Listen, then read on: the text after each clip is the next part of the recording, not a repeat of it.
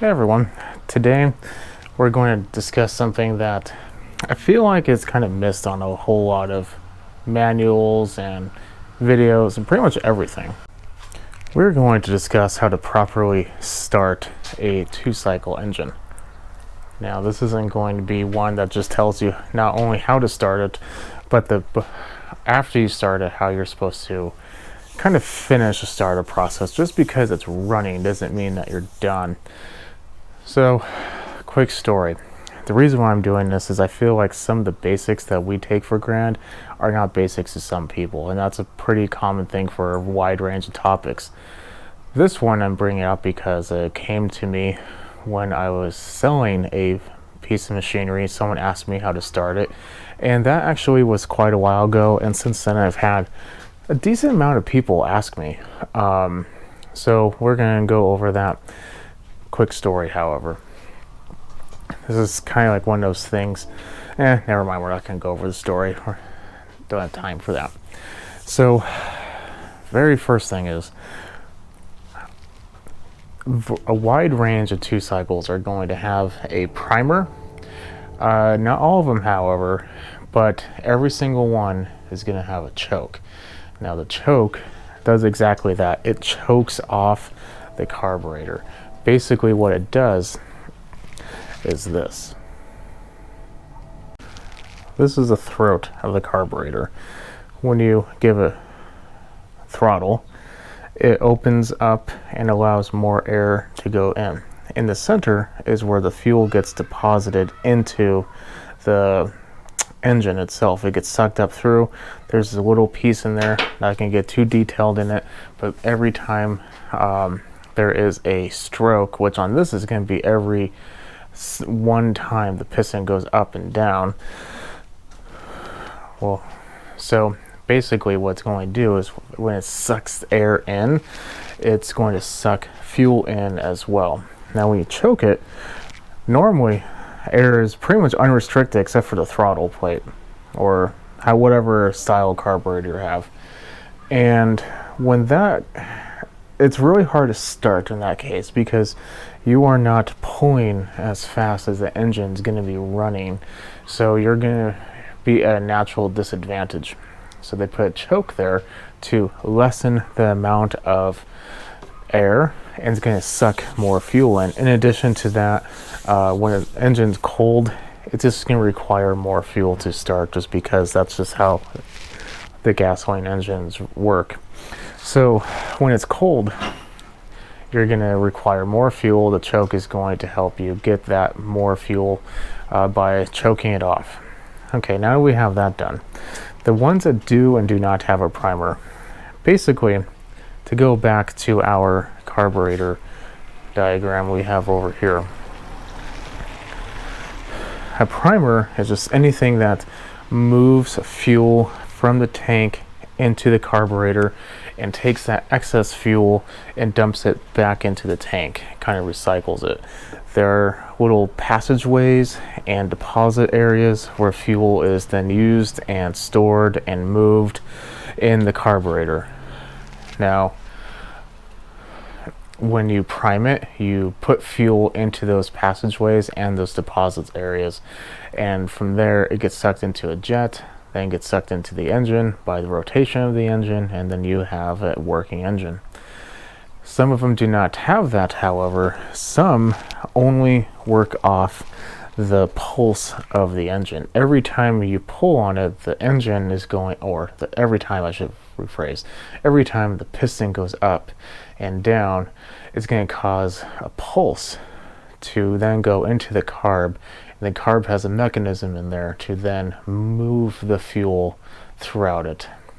So it's not only the primer that's going to do that, it's actually the operation of the engine that's going to consistently move fuel all around. It's just going to be sucking and dumping the entire time you're running it.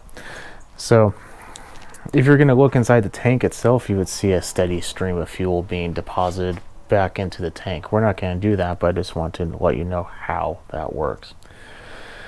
So now that we know that, if we do have a primer bulb, each machine's a little bit different, but more or less you want to press it until one, it's as full as it's going to get.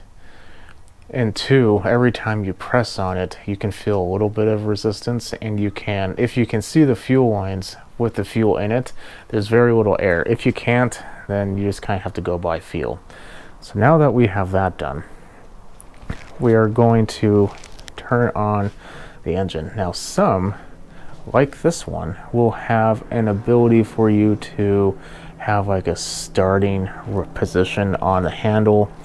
Chainsaws will have a lot of times this. Sometimes leaf blowers will, but it's going to be easier to start an engine under when the full throttle is engaged. So you want to have the choke on and full throttle. That way the only restriction is the choke. Now you can hold down the trigger like I am, or you can pull down on the whatever mechanism yours has to kind of keep it in line. So now we have that done. We want to make sure it's not off, but if we're using this mechanism, we're pretty much guaranteed it's not. So now we are primed. We have it on full throttle, but we do not have it on choke. I'm not going to show you this choke in very specifically, but somewhere there's a choke. It could be something like this where you just twist it. Sometimes you have to pull a little lever. Sometimes you have to pull a rod. Whatever your choke is, go ahead and locate it and put on full choke. Now,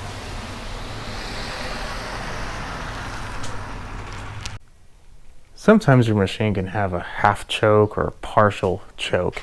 If that's the case, that's mainly used for if it takes a little time to kind of get warmed up. When your engine's cold, like I said, it does take a little bit more fuel to run, so it could start to kind of hunt or even die. So if that's the case, you want to use half. Majority of the time, however, 2 cycles, you don't really have that problem. So before we get into the actual fun part of starting, I'm going to show you one additional piece that is the part that I feel is skipped over quite a bit, and that is what happens to the internals of the engine. This is not a 2-cycle piston, but it's very, very similar to one that you would find. So imagine this. I'm not going to get into the details of exactly what's going on, but on one side of the piston, there's a cool intake. On the opposite side, there's a hot exhaust. That hot exhaust is going to warm up that part or that section of the piston a little bit faster than the other side. Just how it ends up working. Aluminum is a great, which most pistons, in fact almost all pistons, should be aluminum. If you have any type of doubt in that, aluminum's not magnetic. This is a magnet. There's nothing. So anyway, aluminum's a great disperser of heat. But in the meantime, if you get this started and you instantly, as soon as you get it started, just give it full throttle, the piston's gonna be moving very, very, very, very fast, and the exhaust is gonna get very hot very quickly. On the side, there's rings. Some 2 cycles have 1 ring, some have 2. This one, like I said, is not a 2, but we'll just imagine our 2 cycle, for our sake of argument, it has 2 rings. Those 2 rings are not aluminum, they're hardened steel. And that steel is going to start to expand. Same with the piston, except the piston is going to be marginal in comparison to the actual rings. Those rings, if they expand too rapidly in one area, could potentially cause damage to the exhaust port of your 2 cycle. I don't know about you. I mean, I thoroughly do love buying new equipment, and you know, it's a great day. However, my wallet does not like that. If you find yourself in the same predicament I do, don't do that. When you get it started, I don't care if it has a half choke and you need to warm it up. I don't care if it has no half choke and you just go directly to no choke. I don't care. Let it warm up for at least 10 to 15 seconds at the minimum. Ideally more like 30 seconds. If you really want to be an overachiever, a minute. That could be kind of wasteful, to be honest, but you do not want to, when it's cold, just just rev it up. And that goes especially if you're going to be putting it under a load, such as a chainsaw.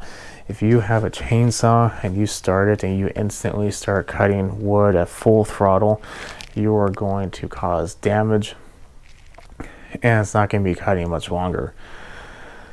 Leaf blowers are one of those weird things where that is a problem, but not nearly as often as other pieces.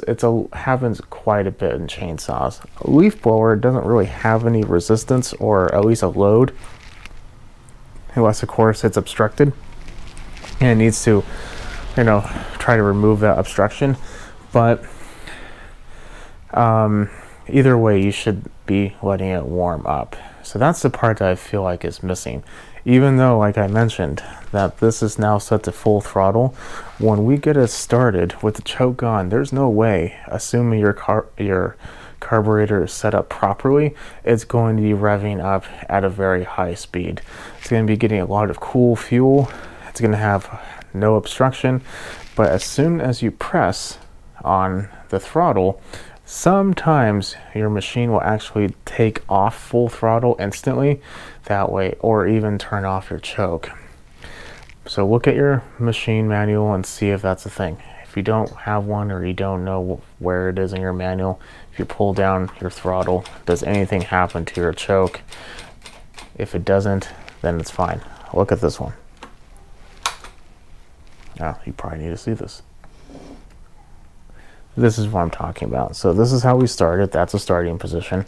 Now once I hear it start to cough and chug, look what happens. It goes to a normal run position.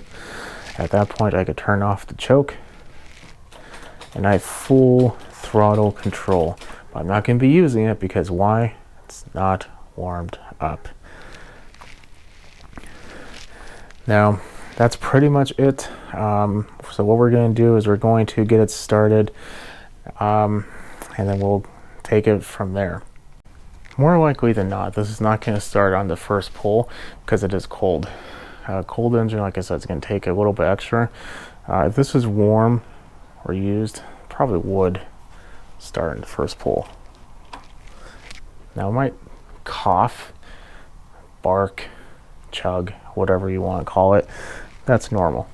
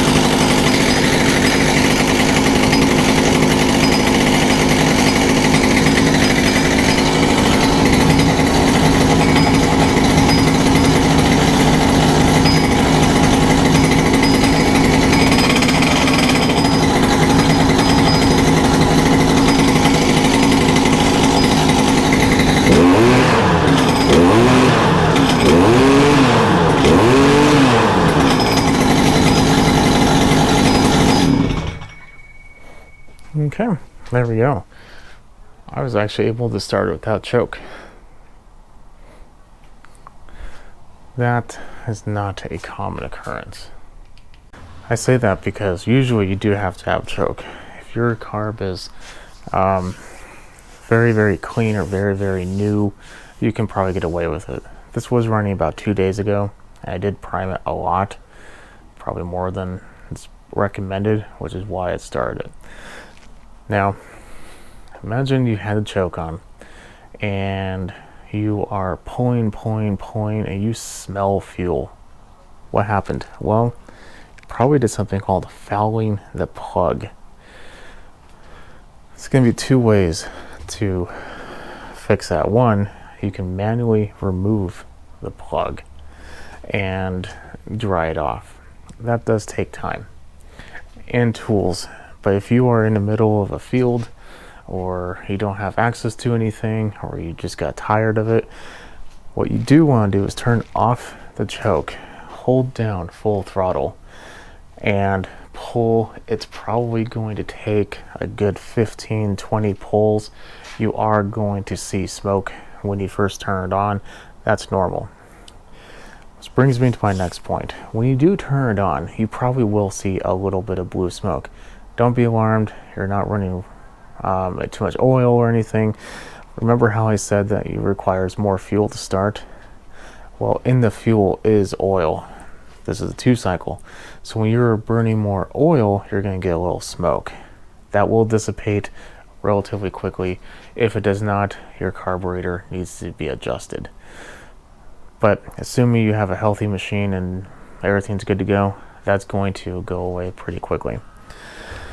Yeah, but other than that, if you follow these steps, be able to start it very, very easily, very, very quickly, and you shouldn't have any problems. If it's flooded, you know how to stop that. You know not to run it when it's cold on full throttle, when it warm up, and we went over the basics of the carburetor. So you are pretty much set.